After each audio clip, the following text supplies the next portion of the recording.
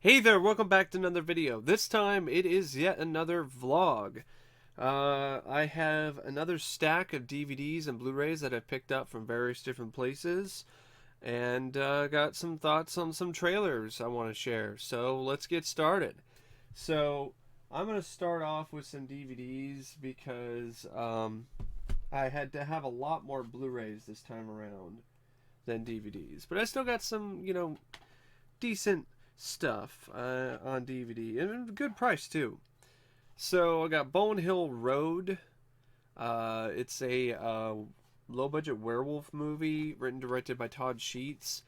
I got it because I heard some good things about it from some horror critics. So, and the price is decent, so I thought, why not? So Bone Hill Road. Once Upon a Time in America. Heard this is a really good drama, so decided to pick it up for the collection. American Graffiti. Mainly because I actually haven't seen the film, and it has a feature-length documentary on it. The Jungle. It's like a found footage film, I think. Or something like that. Rampage. Because I've actually heard when it comes to Uwe Boll movies, this actually isn't that bad. Monsters, 2-disc special edition. I would like to get the sequel. This is a bootleg I got from a seller of Liquid Television, the complete series. The picture quality is not the best on some episodes, but that's really to be expected for this show.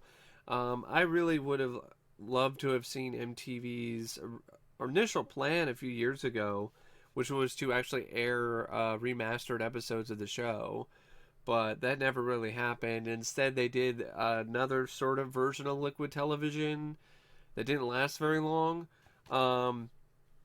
This is where Beavis and Butt-head, the Beavis and Butt-head short was first introduced, as well as Aeon Flux made its debut on this series. I was first exposed to Liquid Television on a tape, on a VHS tape that I got from a Craigslist seller, where I got a bunch of other stuff from him, and there was this thing called Liquid Television, and I was like, what the hell is this? I didn't even know what it was. And I remember one night, and I checked it out, and I was like, this is crazy, this is weird, this is bizarre, and I really like it. So yeah, this is the kind of stuff, this is the kind of a show that is so bizarre, but that's really that's the selling point with this series. And so I'd love to get an official release, but for right now I'm okay with the bootleg sets. Some decent looking cover art. I do have the VHS of the series. I do, and I think I might have gotten. I don't know if I got the DVD release or not of the best of Liquid Television. Part of me is thinking I do. I might have it somewhere, but I know I have the VHS as well as the bootleg. You know, the essentially the bootleg before these bootlegs that I've been showing in videos. And MTV will never release this officially on any home video format because of the rights issues that are involved with getting all these different copyrights for certain artists' work and music and all this other stuff. It'll just never happen. So, but there are episodes on YouTube and clips, and if you are curious about watching something that is really just crazy and batshit insane and original, then I do recommend tracking this show down and giving it a watch. Liquid Television. Then I got some other stuff from a Hamilton book. I picked this up, the Pix, because I was kind of curious about it. This transfer is shitty. It is so fucking awful. It's riddled with problems. It looks like it looks like somebody wiped their ass with it. It's a really bad transfer. Thankfully, there is a transfer online that I was able to find that is watchable. But so basically, I'm just keeping this for the collection for whenever I get around to review this movie, so I have something to show to the camera. But that's really the only reason why I'm keeping this, because it's definitely not for the transfer. Deceiver. I got a pretty funny story about this. So I have been looking and trying to find this MGM release of Deceiver for the longest time.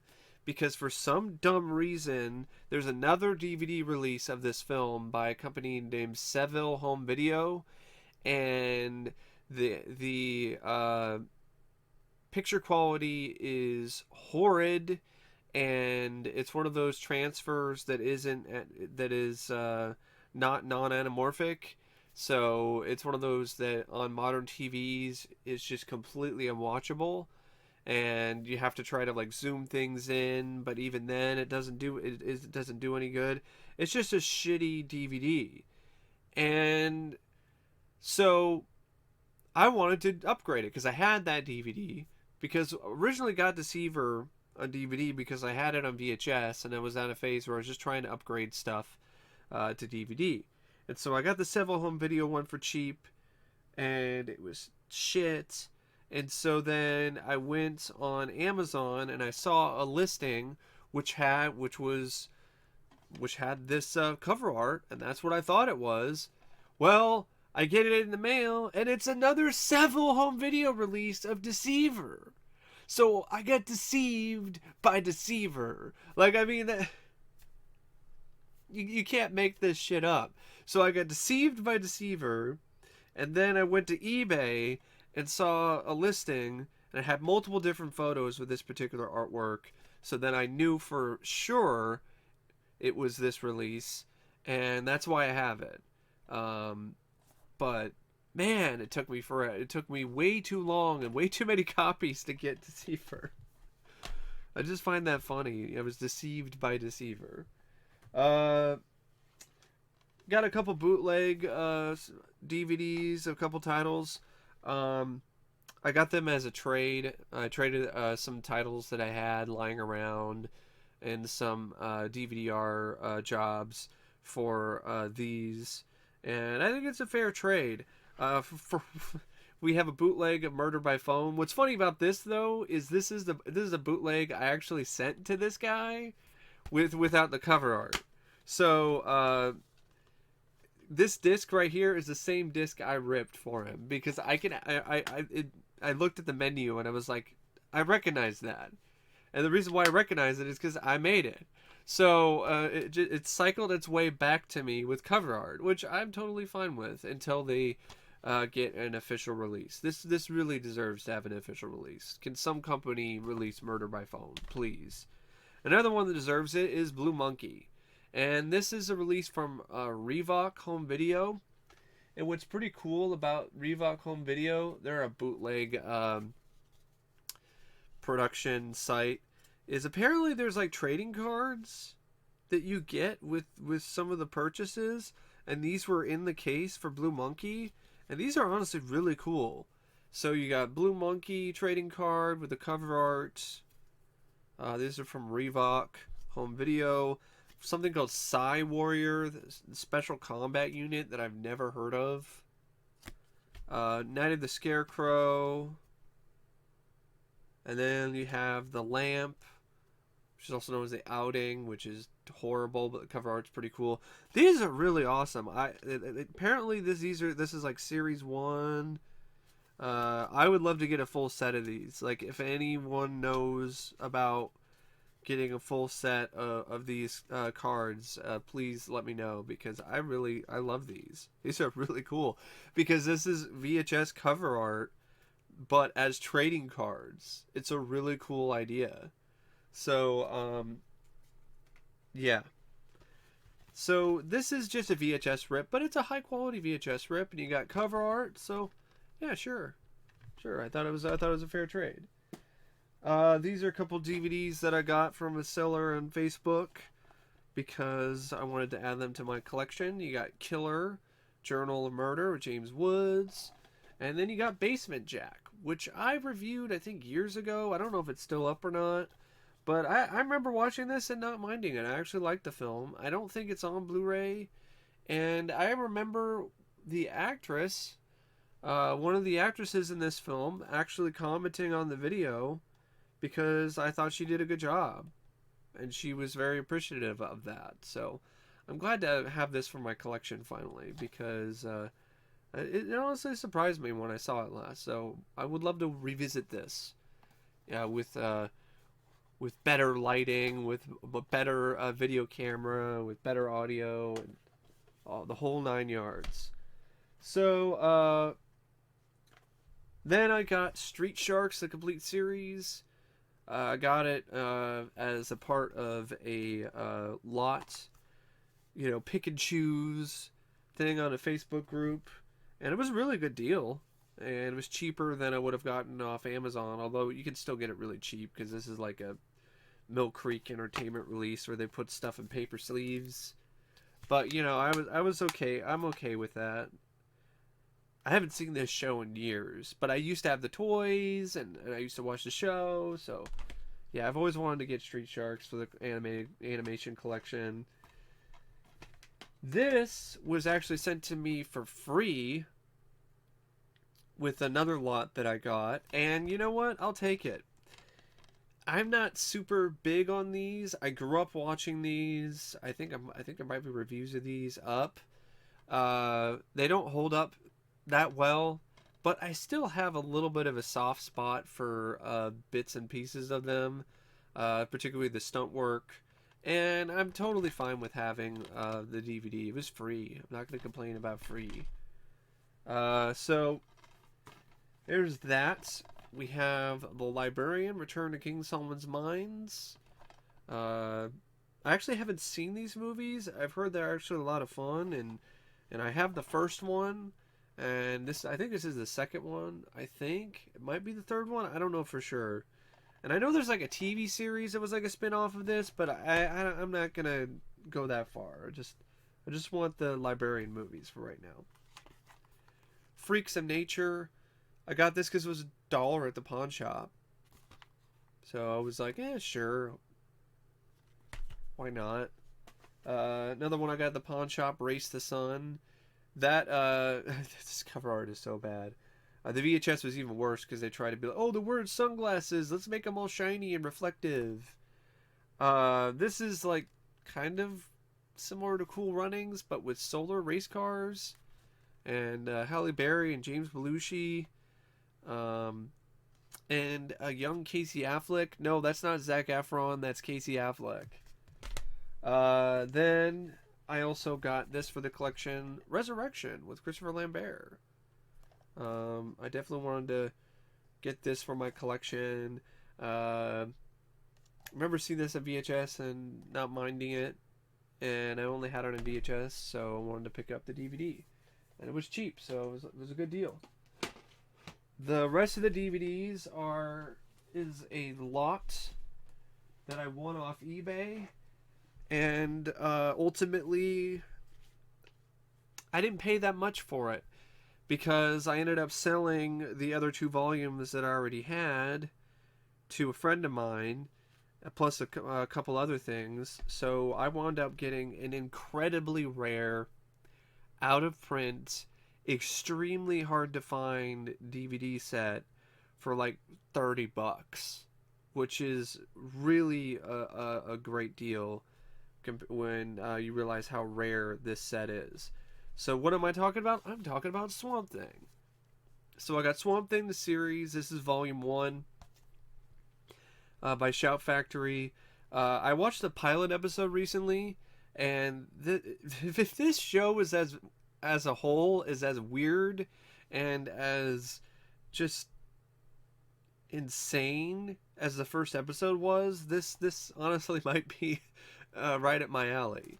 I always wanted it though because it stars Dick DeRock as Swamp Thing, and I've always liked Dick DeRock as Swamp Thing because I grew up watching Return of the Swamp Thing on DVD, and I've always enjoyed his performance as Swamp Thing, and so I know that he reprised the role for this series, and the series meant a lot to him, and so I've always wanted to check it out.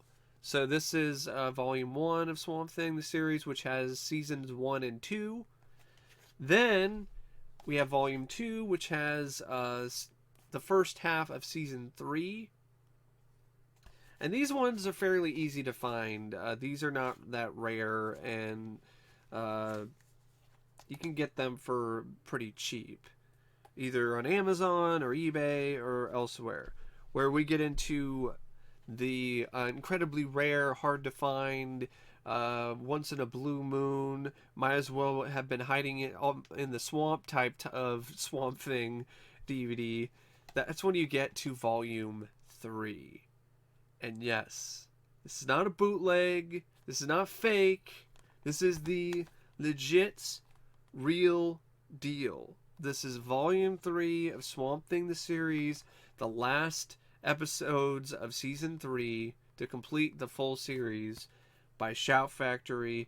And the reason why this is so rare is because Shout Factory only made a very limited run of this set, and they only sold it on their website. It was not available in any stores. It wasn't. I think it might have been available on Amazon, but it was through secondhand sellers, and I rarely ever see this for sale. In fact, this is the first time I saw a copy of this available, and it was in a lot with the other two Swamp Thing volumes. And ultimately, yes, I did pay like $75 initially, but I sold something, and I ended up not paying nearly as much in the long run. So it actually, turned out just fine. And for me, the price is worth it because this is more than likely never going to get another release in terms of the series, because there's like 70-something episodes. You also have the rights involved. The fan base is incredibly niche. So I just don't think it will ever get another release officially. So I saw the opportunity, I jumped on it, and I'm glad I did. Because now when I decide to check out the series, I can actually watch the entire series. And I don't have to, like, deal with a bootleg or anything. But yeah, this, and it was completely brand new when I got it in the lot. I just took it out of the packaging because I'm not one of those people that just keep stuff wrapped up. Because, what's the point? But, yeah, totally legit, official release from Shout Factory. And I don't know how many copies they released, but it wasn't that many, because it is incredibly rare. It is easily one of the rarest titles that I own because of the limited availability. So, yeah. It's just, it's so cool. And it happened on the same, it happened exactly when I was thinking about finishing collecting the series. Because I had just bought a copy of Volume 2, because I already had a copy previously of Volume 1. And I was like, man, wouldn't it be nice to get Season 3? And initially I bought a bootleg, but then I realized that it was fake, and I canceled the order, and the guy actually refunded me. And then I did another search the same night, saw the lot, and I was like, you gotta be fucking kidding. And then I bid on it, and I was like the only bidder. Like, I rarely ever win eBay lots like this, but I was the only bidder. There was like a day, like a little bit less than a day left, and I woke up the next morning and I won it. So yeah. So yeah, that's Swamp Thing the series, Volume 3. So I have the full series here. I would like to do some videos on Swamp Thing one of these days. So from one box set to another. This time it is the Blu-ray box sets of The Fly Collection by Scream Factory. I got this because I had some coupons that I got from FYE when I went and bought some stuff around Christmas time. So they gave me some coupons, and they were about to expire. So I decided to make good use of it, because they were like $10 off, if I remember correctly, which is a pretty good deal. So I had 3 of them. I couldn't use it all in one box set, but I did use the coupon on this and ended up getting it for about Amazon price, but I supported a local business. Although FYE is still it's nothing like buybacks, which is no longer around, or my local record shop, but it's still, at least it's still not Amazon. So yeah, the Fly collection. Really, I got this for the Fly and the Fly 2 because the first three I'm not super big on, but and it is a bummer that they're not remastered, but the prints were still pretty good. So you have The Fly, which is one of my favorite films. Love this movie. I even got to see it in the theater in 35 millimeter with makeup artist Chris Wallace in attendance. Met him, spoke to him, told him personally how great of a job he did directing this, and he appreciated it. And I even got his autograph. So yeah, that was really, really cool. This carries over all the same features from the original Blu-ray. So does this, and there's a little bit extra stuff on this. I did have the Australian release of Fly 2 on Blu-ray, but I wanted to get this because there are some extra features that are exclusive to only that Blu-ray. The rest of them, I mean, I don't mind. The first Fly, it's okay. The second Fly I liked more, and then the Curse of the Fly was shitty. I thought it was pretty awful. But I wouldn't mind redoing reviews of these because when I did reviews for these, it was when I was trying to experiment with like doing footage and scripted reviews, and I don't know. I really think that I could do a little bit better because that just didn't feel natural at all. But yeah, I would say though for the price tag, it's a bit much. I mean, in terms of like, actually, I meant to say it's a bit. It's not enough because this is like $50-$60 and you get 5 Blu-rays, but there's really not much new in terms of special features. The transfers aren't new, so it's not like the Critters box set or even something like the It's Alive box set, which is cheaper, that you get more features. You get exclusive stuff, you get new remastered prints. That's not the case with this, so it's a little bit of a disappointment considering the price tag. But I mean, as a collector, it's a nice looking box set. It's got some cool cover art. If you are a big fan of the Fly films and you don't have them yet, it's a good way to get it. Get them all in one set. But yeah, it just. But I had the money and I had the coupon and I wanted to use it, and there wasn't anything else that I saw, and I did get some other stuff too, and I'll show those later. But I just thought, I might as well grab it because I do want to get the Fly and the Fly 2. So and it's good for the collection, and yeah. So the Fly collection. Then I also, so these are bootlegs from a couple different sources online, from sources that shall not be named. So we got Muppet Babies. This is clearly some VHS quality rips, but honestly, that's the best that you're gonna get with this show, sadly, because of rights issues.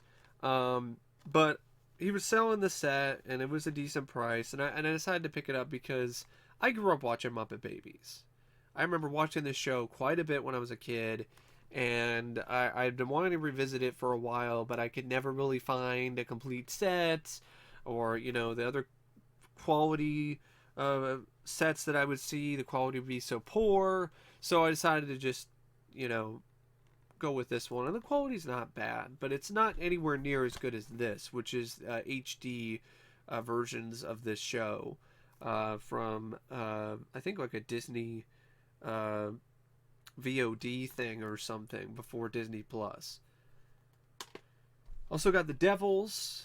This is the unrated, like uncut edition. Ken Russell's The Devils. Snake Eater trilogy, with all 3 Snake Eater films, because the DVDs are out of print. I didn't have any of them, so I wanted to pick that up. I will say this about this particular seller. And he didn't do this, by the way. This is one I had before. I just took it out for comparison's sake. He's the one who also did Liquid Television. These are fine, but they're nothing compared to the other source that you've seen on this channel before. In terms of cover art, in terms of the attention to detail, with the transfers or with the menus. Like, there's a lot of stuff here. You don't even have any, he doesn't even use any photos for the menus, some special features. With the Devils, there's no menu. The movie just plays. So, yeah, this is one example of one bootlegger is definitely better than the other. That's all I have to say. And that one is the one I'm going to be talking about next. So he just put together and spent hours and days working on this particular set. And it was worth it. I've already watched a few episodes from this set, and it's been a lot of fun. This is Beavis and Butt-head, the original uncut series. And this has all the music videos. It has like 8 hours of special features. This is fucking awesome. It really is. Well worth it, the price and then some. Such a labor of love. I mean, this guy creates stuff that's better than legitimate production companies, or at least on par. And I think he's every bit as legit, in all honesty. Such a great set. So many special features. Has all of the episodes of the original series with the music videos. Appearance wise, just a great looking set. He even went in, I'm trying to get the spine here to focus, but it's not working for some reason. But he even created menus, custom menus that are in the style of the show. So like, he went all out. And he was a big fan of the series too. And it uses the same transfers from the King Turd collection, but he did some extra little bit of tiny bits of remastering at times. And made sure the aspect ratios were all accurate for each episode. So yeah, just such a great set, such a great, wonderful set, and just amazing work. And I mean, he just keeps blowing me away. He really does. And so since there's a bit of a wait on getting this set, he made up for it and then some once again. So he sent me some extra copies, some extra movies. So I got DuckTales, Treasure of the Lost Lamp, which I'm glad to have because I grew up watching this movie on VHS, and this transfer is really good. And yeah, DuckTales. He also sent me Bird Box, so I can actually check this out sometime. With Sandra Bullock. It's a Netflix film. Watcher in the Woods, which is a 2K remaster of the film with all the features and stuff like that. And Big Top Pee-wee, which I've never seen, and I have it on DVD, but like, sure, why not? And now I want to pick up Pee-wee's Big Adventure so I can have a complement to that. But yeah, I cannot speak highly enough of this source. I can't give it away. It's a secret, but I cannot speak highly enough of this source at all. Like, he's doing God's work, if you ask me. It's really, really something that I am incredibly thankful for being able to purchase and get my hands on. So the rest of the stuff is still really cool. So these are ones that I got from FYE. At the same time I got the Fly set. So we got Prophecy, the Monster movie, the Scream Factory release. And I paid less than Amazon because I used the coupon. This actually has a lot of interviews. It has interviews with Talia Shire, Robert Foxworth, the writer, special effects artist Tom Berman. This has a lot of features, and I was kind of wondering, like, how many features are they gonna get for this? And they got a lot of stuff. So I'm glad that Scream Factory got the rights for this. This is one of their titles that they were able to do because of the deal with Paramount. I also picked up Under the Skin with Scarlett Johansson. A few of you have actually said some good things about this and told me to check it out, so decided to pick it up. I also got Heat, the Director's Definitive Edition, because I only had it on DVD. And this has, you know, a ton of features, apparently a pretty good transfer. I got the Innkeeper. Last one I got was the Innkeepers, because I got House of the Devil. And apparently these particular releases are starting to get a little bit hard to find. So I decided to pick the Blu-ray up to upgrade my DVD. Which, the DVD that I have is what came from a smoker's house. So the case is pretty fucked up. I also got Curse and Curse 2, The Bite, double feature. I didn't get this from FYE. I got this from a Facebook group and a seller. This is out of print now. Or it's going to go out of print because it's one of those titles from MGM, from Scream Factory, that's going out of print. No features, but I wanted it for Curse 2 because I actually like Curse 2. I think it's a crazy, it's honestly a pretty entertaining, low budget Gonzo movie that's just absolutely insane in terms of all the different directions that it takes. The Curse I thought was but I'm glad to have it for the collection. And this is the best quality transfer you can get for the second film. Although I do have it on Laserdisc, which is pretty cool. It's a Laserdisc from Japan, actually. And I got Code Red's release of Savage Streets. I got this because I'm a huge fan of this movie, and I didn't have it on Blu-ray, and I saw something that said that they were running low on copies, so I wanted to jump as soon as I could and get the Blu-ray.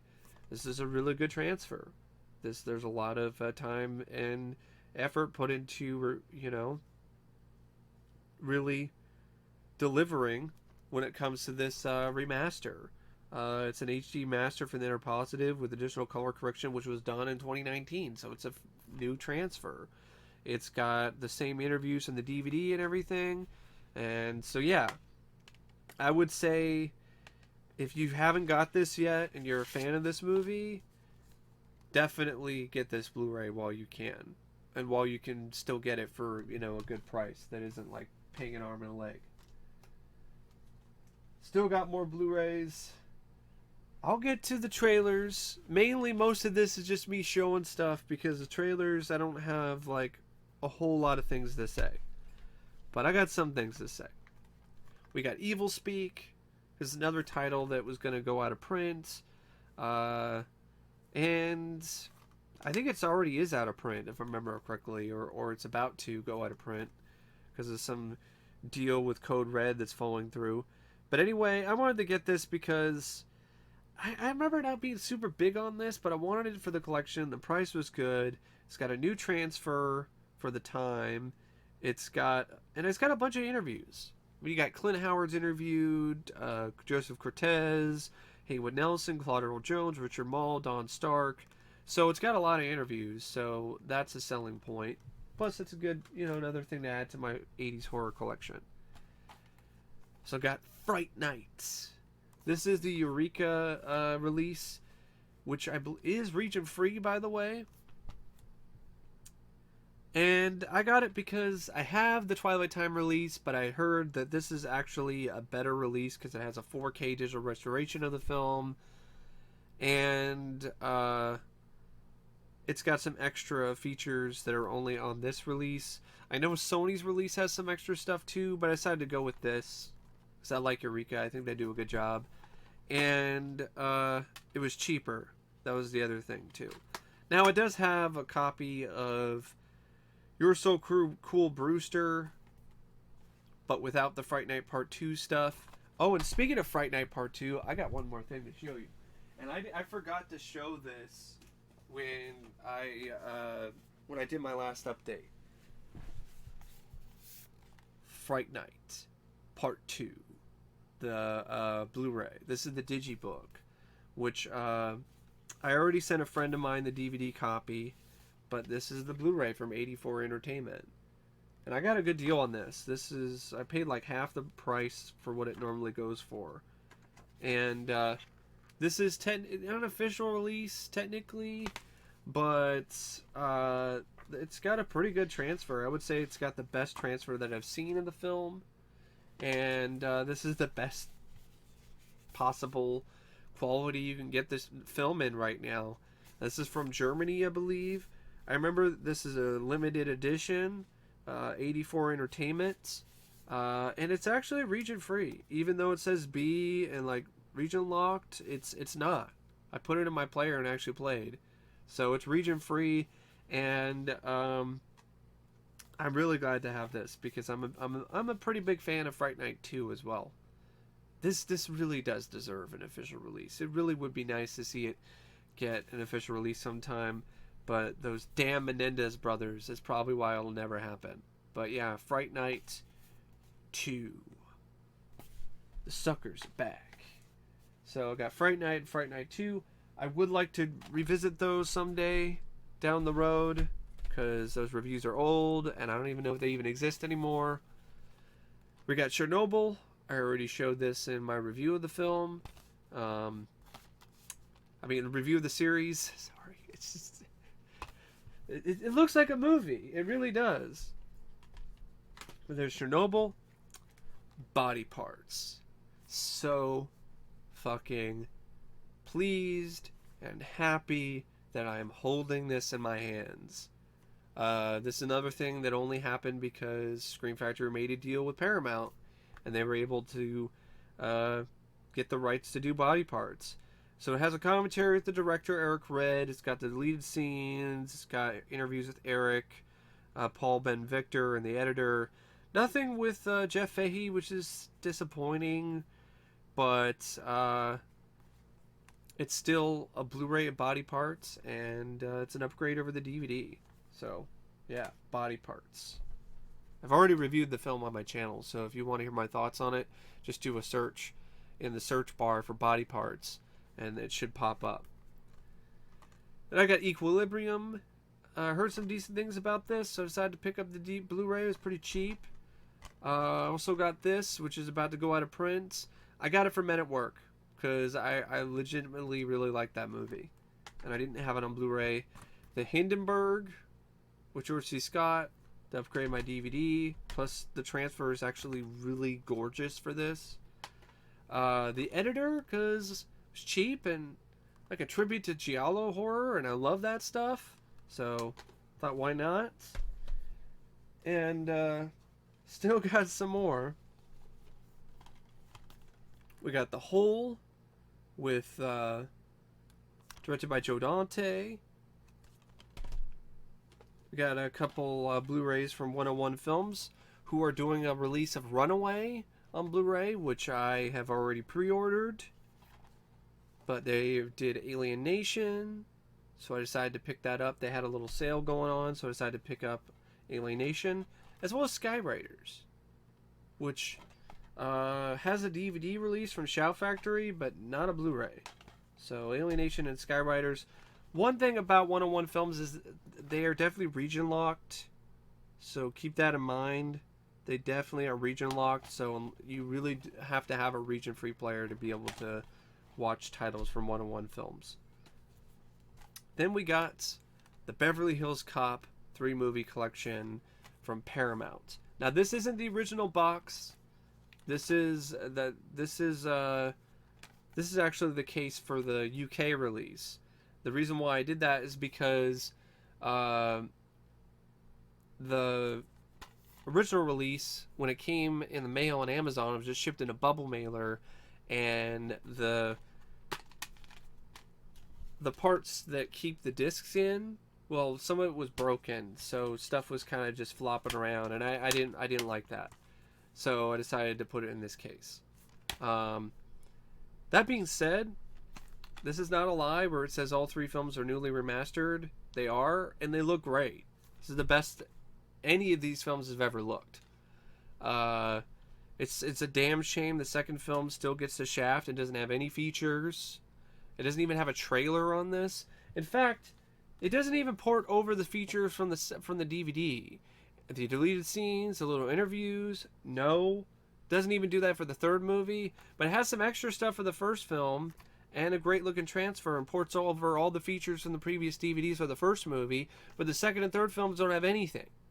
They just have a menu and really good 4K transfers, but that's it. So it's a little bit of a mixed bag, but if you can get it for cheap, pick it up if you're a fan, because the transfers are really good and they're definitely worth it.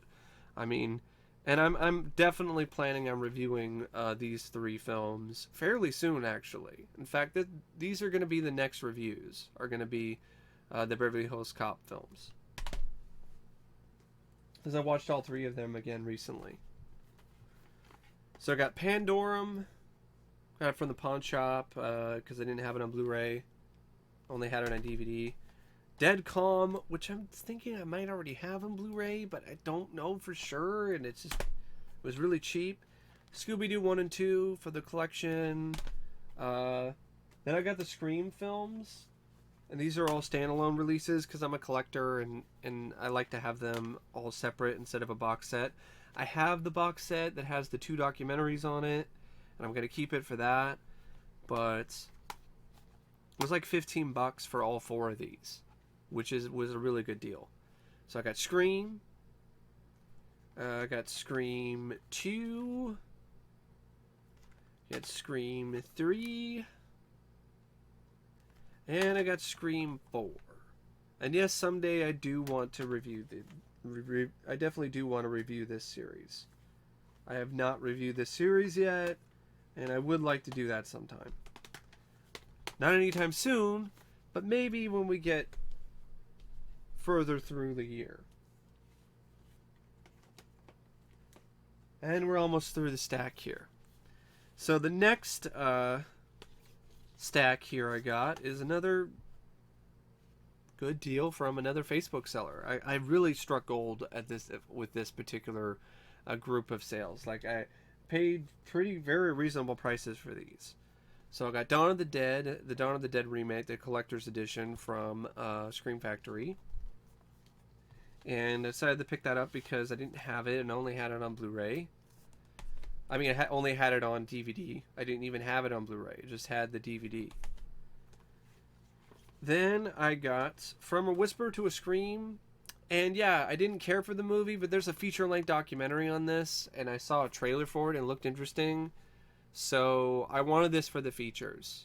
I got this for the features, and I couldn't find them anywhere else online, and the price was really affordable, so I decided to pick it up for the features. Not for the movie, because the movie I thought was kind of lame, but for the features. We got Witchboard 2, because I think I do have Witchboard, so I wanted to pick up the sequel. I got this, which is out of print, but I got a good deal on it, because I heard some good things about this movie, The Nameless, and it looked really interesting to me. So I decided to pick it up. And then I got Eye for an Eye for the Chuck Norris collection. Another good deal from Kino Lorber. And then I got Wanted, Dead or Alive. Honestly, it's probably one of the last Rutger Hauer movies I wanted to get on Blu-ray. Because I do want to start up a Rutger Hauer marathon. Initially, I was going to do that around the time of his death, but I just didn't get around to doing it. Things kind of got in the way, and stuff kind of changed around in terms of my schedule.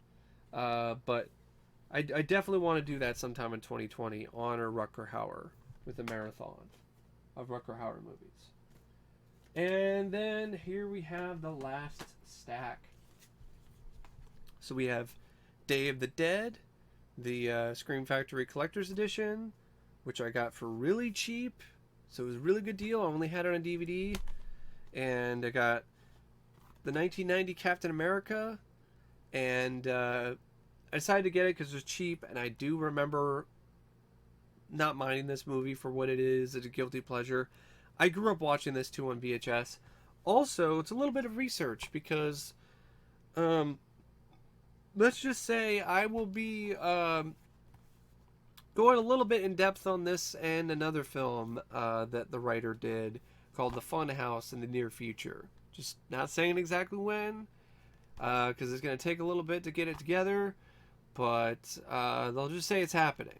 For most of you that keep track of my community tab, you already know that. But anyway, yeah, he also directed Captain America. And then I got Volume 4, the last season of Beavis and Butt-head for the collection, because I have the box set, the custom box set. And then I got 2 4K Blu-rays for like really cheap. Interstellar, which I heard is one of the best transfers out there, and it's a gorgeous looking movie, and I really like this film. And then another gorgeous looking film, Blade Runner 2049, for the 4K collection. So that is it for the update. I know it's quite a big update, right? It's almost an hour just of movies and stuff. So this is going to be a pretty long vlog, but I'm going to try to get through it here.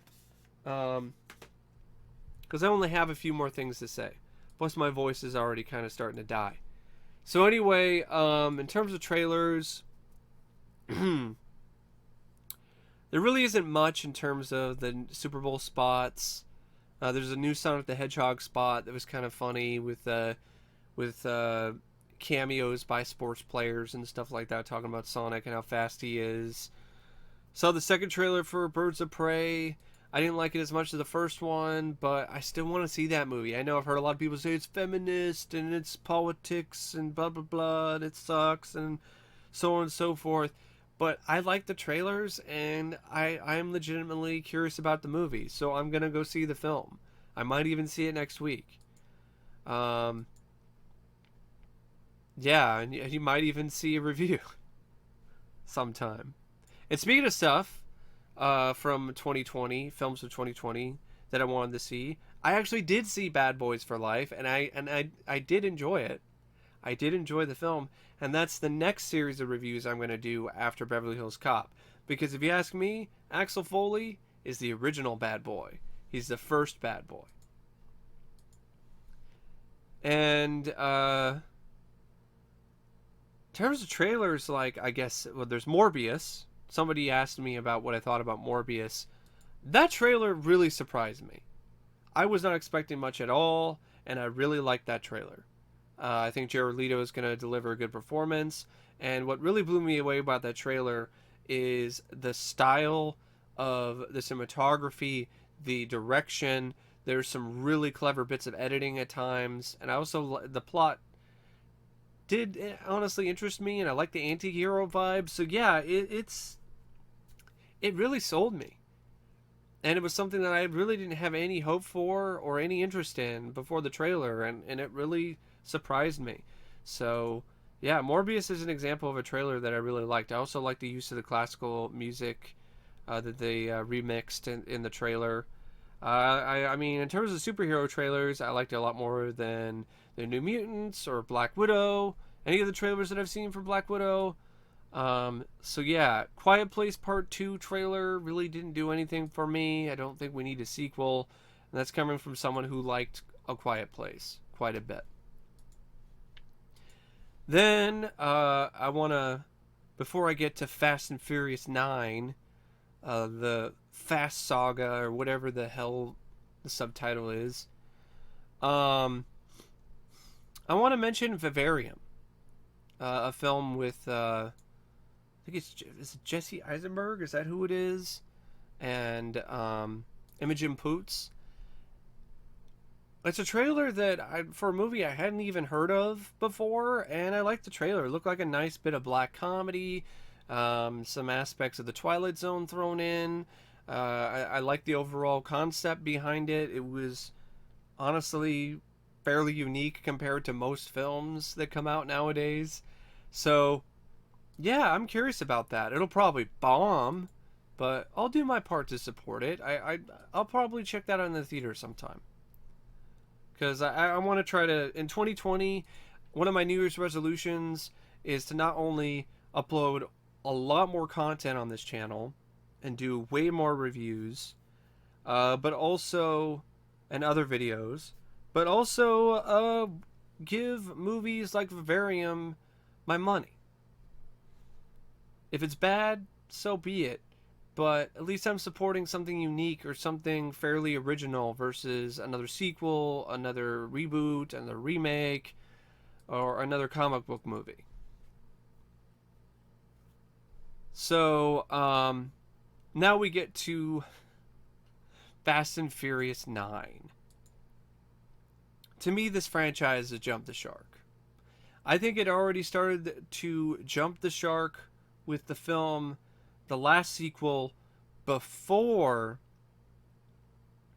Hobbs and Shaw, with stuff like the cars driving through buildings and all that stuff. And I mean by driving through buildings, driving through a skyscraper.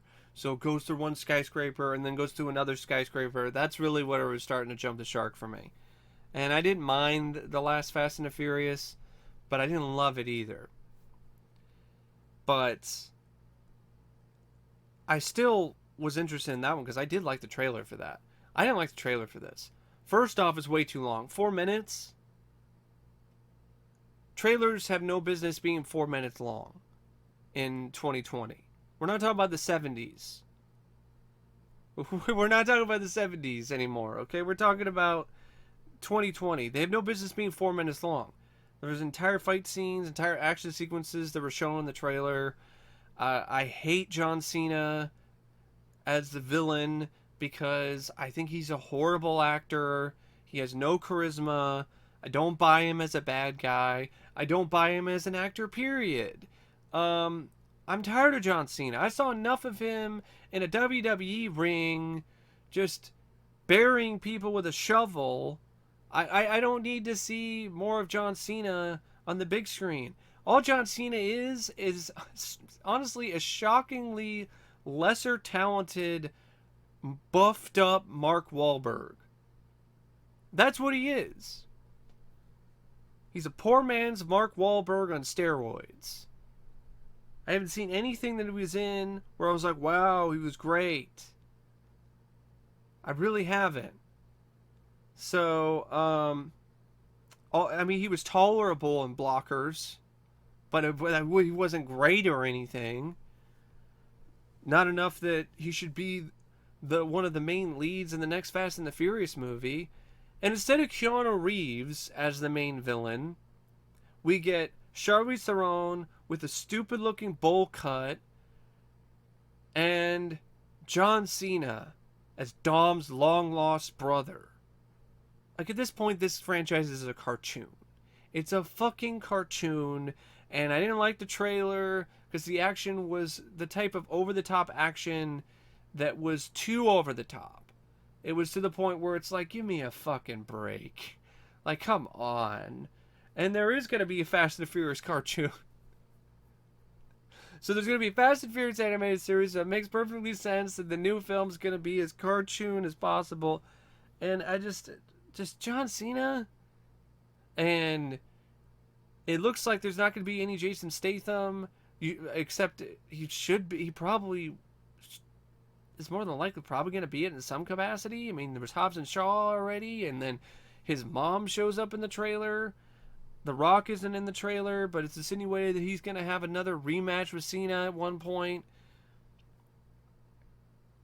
which I would rather not see, because the two matches that they had at WrestleMania, the once in a lifetime match and the we did it again match, weren't really that great.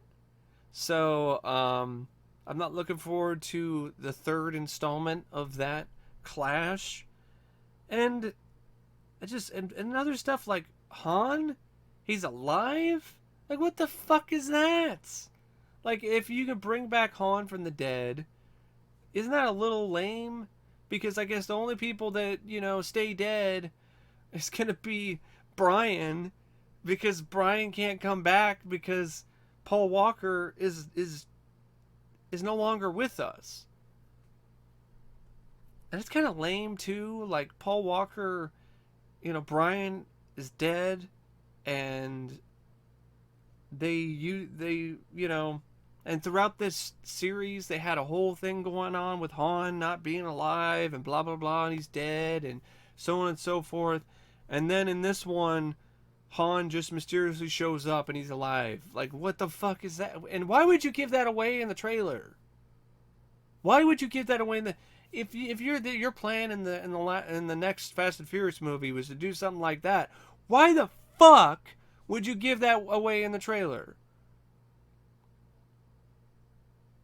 I mean, that's such a stupid, bonehead idea by whoever decided to put that in the trailer. And why the fuck is the trailer 4 minutes? And I don't care. Dom has a son. Cool. Wow. Whoop-de-doo. You already have the family theme shoved down our throats with this franchise. You didn't need to add a kid in there to, make it even more obvious. But, I'll still give it a chance eventually, because I've done that for all the Fast and the Furious movies, and I would like to review those someday, but I don't know. It just doesn't do that much for me. I was just very unenthusiastic and uninterested about this trailer for the next Fast and the Furious. There's also a lot of stuff where they didn't do a lot of practical stunts, so that's another thing that kind of threw me off. There are some practical stunts here that do look impressive. Some of the action might be fun, but there's a lot of CGI shit nonsense in this, which is not a good sign. To me personally, when Fast and the Furious, the franchise, actually started to get good, and with the 5th film, which I didn't mind the 2nd movie or parts of the 3rd film. I think the 1st film's okay. The 4th film is a car wreck with some of the worst CGI I've ever seen. But Fast 5, when they went back to basics and did real stunts, that was the best one to me. And then you had the 6th one, which is still fun. 7, which wasn't as, good. Actually, 7, I remember actually liking more than 6, if I remember correctly. And then you had 8, which it was there. So really, it was one of those things where the franchise, to me, it started to get good with the 5th film, and now I think it's just running out of fuel. It should just end it. It should have ended it anyway when Paul passed away. If you ask me, I think that should have just been it. That should have just been the last Fast and the Furious movie, and they were done after that. But the movies are making so much money, they're making so much bank. There's no way that Universal would decide to end the franchise when it's still profitable. But anyway, that's my vlog, my incredibly long vlog. I hope you enjoyed it. I know a lot of this was just me showing off stuff that I bought or picked up, but that's really what I save these vlogs for, stuff like that, and talking about some trailers and stuff like that, and so on and so forth. But anyway, stay tuned for some Beverly Hills Cop reviews, and as always, thanks for watching. I'll see you later. See ya.